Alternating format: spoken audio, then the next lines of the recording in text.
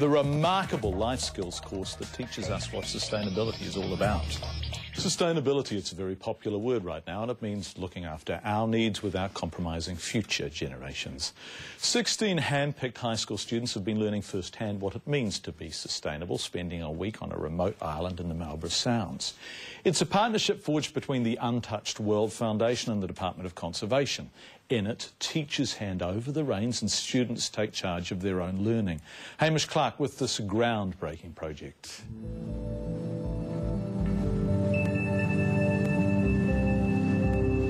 "45 minutes from Picton lies Blumine Island at the tip of the Marlborough Sounds. This scenic reserve near Cook Strait is home for 16 lucky students.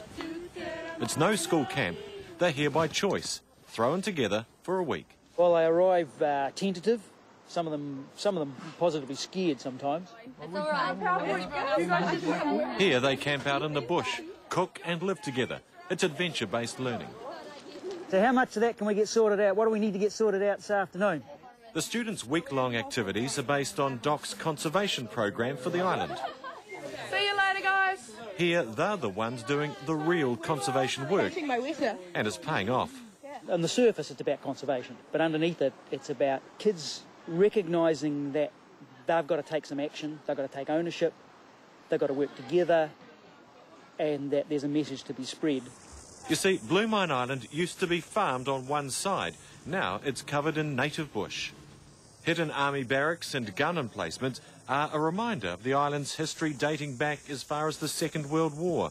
My cave wetters from last night got out, so that's why I had to come catch more. Rachel Stace from Marlborough Girls College is trying to catch wetters. If we get one more, are there any more up here?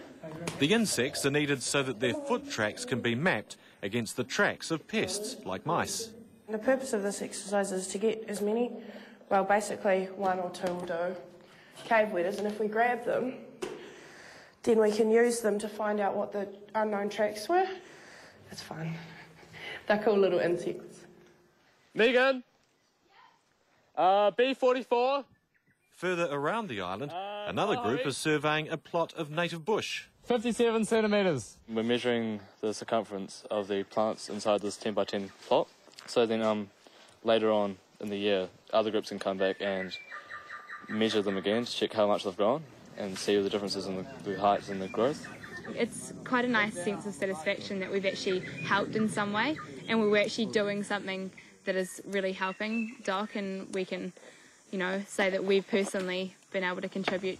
Blumine Island was originally off DOC's radar, overrun by mice and stoats. When was the last time you had a stoat? None on the island since the poison operation, which is great because it means that it might be stoat-free. The work of the students here over the past 4 years has elevated the island's conservation status.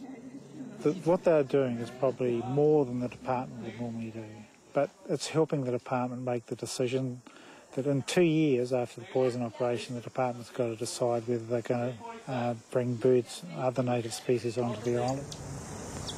And that means the rare tomtits are back in bigger numbers and are safe.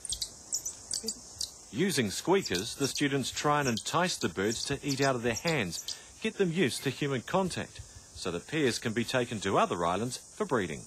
We just had a female come in and have a bit of a feed. It's incredible because you see how small and how petite they are, and you think, well, we've been killing these off and we're not doing that much to try and save them. But through doing projects like this, you can get it out there that, these little birds, they may not look very big, but they're really important. And just having them so close, you can get such an intense look at them. B11. After 6 days, the students compile all the information they've gathered from the field. Rachel makes her wetter tracks. See those little marks that it's leaving? They're exactly what we want. While others enjoy the last of the sun. I go away from here humming because it's just huge in terms of seeing kids change. The conservation side almost becomes secondary. To watch students develop leadership skills, develop social skills, and take on board the sorts of concepts that will allow them to go out into their communities and make a bit of difference in terms of a sustainable world, a sustainable future. The whole program is about developing leadership, and certainly when we take those kids out in the initial programs, we do look for leaders that we can then take on to another program where we then bring on special needs children. So they do all have names then? I've seen students go back and set up environment groups in their school. I've seen 3 of the schools involved in this program establish heads of environment in their schools in the last 3 years as part of this program. It's been a great week, despite the weather. As they leave the island and head back home, they take with them everything they've learned and experienced and have a message for us all. Blumine Island was the best experience I've ever had. It's taught me about the environment, I've made new friends, and it's given me the opportunity to learn so much that I will take away to use in future life. This week's been a real eye-opener for us, and especially of our generation, and recognising what we have and how we're going to sustain it. This week has taught me how much of an impact humans have on the environment. I just think it's really good that all of us brought together can have helped the island regain some of what it's lost. The environment is something we need to treasure. We can't just throw it away. It's something we have to just appreciate it so much. Hopes and dreams for a better future.